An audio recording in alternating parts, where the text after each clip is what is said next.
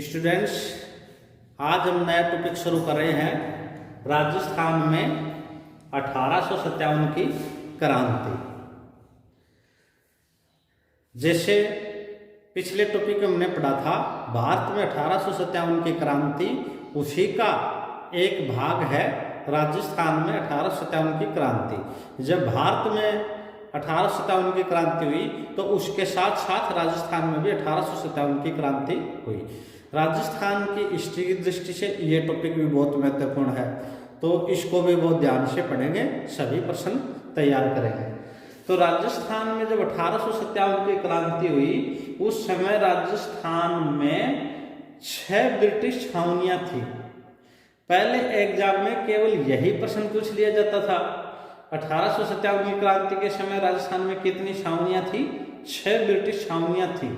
पर आजकल गहराई से पूछते हैं, इन 6 छावनियों में कौन सी बटालियन कहाँ थी? अब देखें, पहली जो छावनी है वो है नसीराबाद। नसीराबाद छावनी कहाँ है? अजमेर में। नसीराबाद छावनी थी अजमेर में। और यहाँ जो बटालियन थी वो थी Bengal native infantry. Bengal native infantry. और यहाँ विद्रोह कब हुआ? यहाँ विद्रोह हुआ 28 मई 1857 को। सबसे पहले विद्रोह यही हुआ था, 28 मई 1857। एक एग्जाम में यहाँ से खूब अच्छा प्रश्न आता है, इंपॉर्टेंट है। क्या? राजस्थान में सर्वप्रथम किस छावनी में विद्रोह हुआ? नसीराबाद में। नसीराबाद में विद्रोह कब हुआ? 28 मई 1857 में। अच्छा, एक प्रश्न और पूछा जाता है, नसीराबाद में किस बटालियन ने विद्रोह किया? यहाँ 15वीं बंगाल, यहाँ 15वीं बंगाल नेटिव इन्फेंट्री ने विद्रोह किया था। यहाँ 30वीं भी थी, वो बाद में शामिल हो गई थी। दूसरी छावनी कौन सी थी? नीमच छावनी। ये जो नीमच छावनी थी ये वर्तमान में कहाँ है? मध्य प्रदेश में। और यहाँ जो बटालियन थी वो नीमच बटालियन के नाम से। यहाँ विद्रोह कब हुआ? 3 जून 1857। आगे यहाँ से एक प्रश्न उठता है, राजस्थान की वह छावनी जो राजपूताना के बाहर थी, अब जो राजस्थान है उसके बाहर थी, मध्य प्रदेश में, कौन सी छावनी होगी? नीमच। इंपॉर्टेंट है। दूसरे नंबर पर विद्रोह या 3 जून 1857 को गया था। तीसरी छावनी थी देवली छावनी। यहाँ जो बटालियन थी कौन सी थी? कोटा कंटिजेंट। कोटा कंटिजेंट। और ये देवली कहाँ है? टोंक में। यहाँ विद्रोह कब हुआ?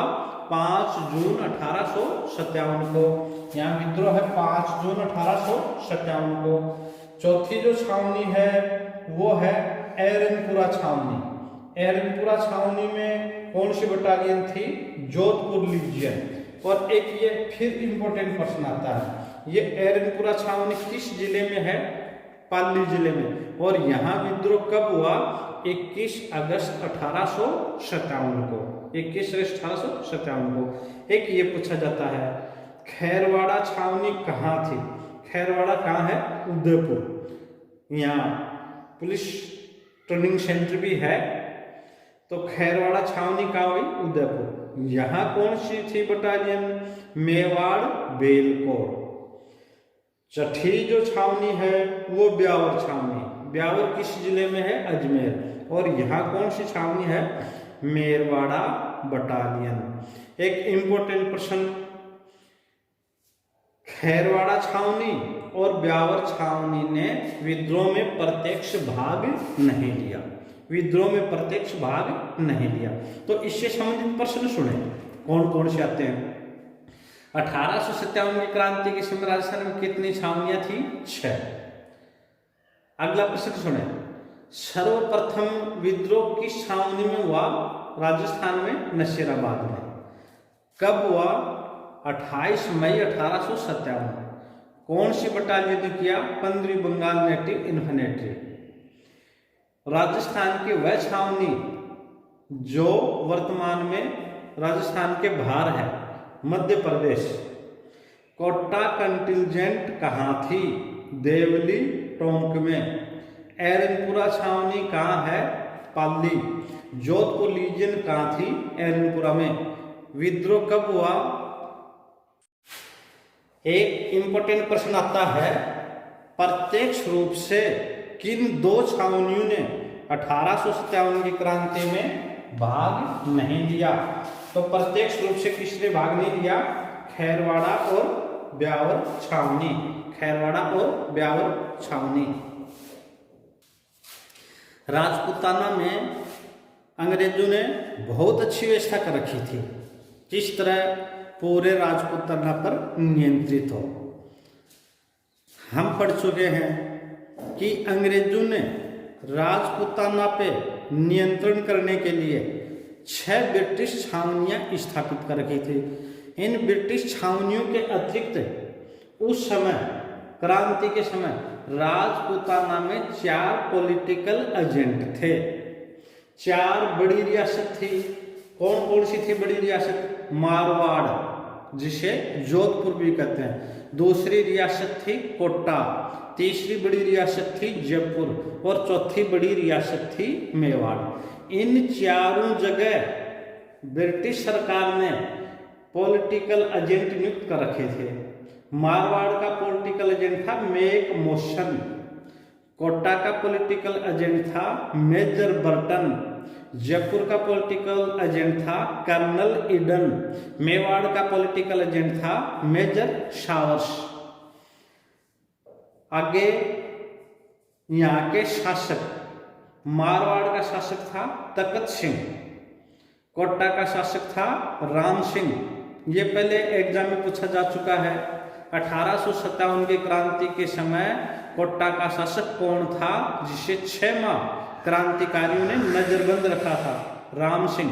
जयपुर का शासक कौन है? राम सिंह द्वितीय। मेवाड़ का शासक कौन है?